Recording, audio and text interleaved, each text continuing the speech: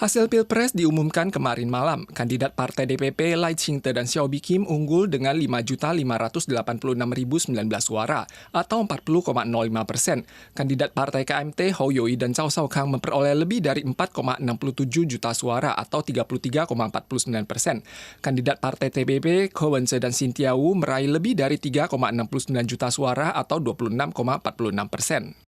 Kali ini Partai DPP berhasil unggul dengan meraih 40% suara. Namun pada pemilu legislator mereka gagal meraih lebih dari separuh kursi jabatan.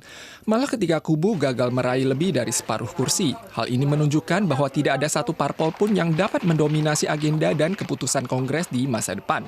Bagaimana Partai DPP membentuk aliansi strategis dengan kubu biru dan putih menarik banyak perhatian. 选举结果告诉我们，人民期待有能力的政府 和有效力的制衡，这新的民意，我们充分理解，完全尊重。面对新的国会结构，台湾必须走向沟通、协商、参与、合作的政治。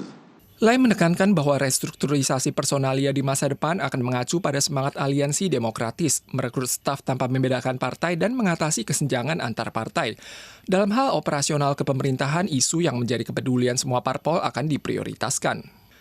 Namun menghadapi ketegangan di Selat Taiwan, Lai menekankan bahwa menjaga perdamaian dan stabilitas di Selat Taiwan adalah misi penting baginya sebagai seorang presiden. Kedepannya, DPP tidak lagi menjadi partai dominan di Kongres. Mereka akan menghadapi tekanan internal dalam pemberdayaan kabinet dan tantangan eksternal terkait isu diplomatik lintas selat. Pasangan Lai Hsiao unggul di mata Taiwan, namun bagaimana menemukan keseimbangan antara Amerika dan Tiongkok akan menjadi ujian terhadap kearifan Lai.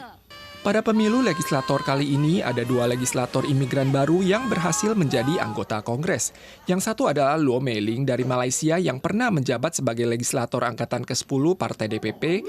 Yang kedua adalah legislator non-distrik yang dicalonkan oleh Partai TPP, Ma Yue-jen yang juga merupakan ketua Partai Imigran Baru. Ia adalah legislator Vietnam pertama di Taiwan.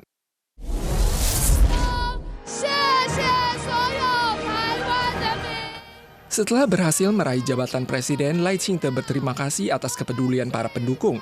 Partai DPP akan meneruskan kedaulatan kubu hijau. Lai unggul dengan meraih 40% suara. Walau tidak ada rotasi parpol dalam pemilu kali ini, perolehan suara kubu biru dan putih mencapai sekitar 60%, menunjukkan ketidakpuasan rakyat terhadap kepemerintahan kubu hijau selama 8 tahun. Preferensi kalangan netral dan kaum muda menjadi kunci utama. Di antaranya Ko Wen-je yang mendapat dukungan dari generasi muda membuat suasana pemilu semakin tidak terduga. 年轻人大部分对蓝绿的这种结构来讲非常不满，他们不会去投民进党，但是也不会去投国民党，但是他们选择就是用这种方式来表达他们的一个不满的一个诉求。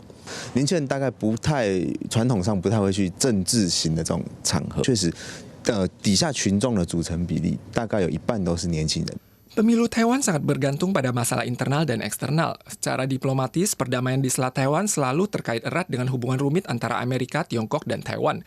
Campur tangan Tiongkok dalam pemilu Taiwan juga semakin parah. Dalam hal internal, isu seperti kesenjangan antara kaya dan miskin dan keadilan berdomisili telah menghantui warga sejak dulu, dan semua ini akan memengaruhi situasi pemilu. 赖清德当选，他等于是颜面无光，习近平颜面无光，所以他应该是会有一些比较强烈的动作，去想要惩罚台湾的选民。 Walau unggul, cara Lai Ching-te mempertahankan status quo dalam hal hubungan lintas selat akan memengaruhi hubungan antara Amerika, Tiongkok, dan Taiwan. Sementara di dalam negeri, ketiga kubu tak berhasil meraih separuh kursi Kongres. Bagaimana caranya kubu hijau bisa bekerja sama dengan kubu biru dan putih agar Lai Ching-te tidak goyah? Ini semua menjadi fokus utama. Hasil Pilpres Taiwan 2024 membuat pendukung Partai DPP cukup senang. Namun terkait hasil pemilu, Presiden Joe Biden kembali menegaskan posisi Amerika yang tidak mendukung kemerdekaan Taiwan.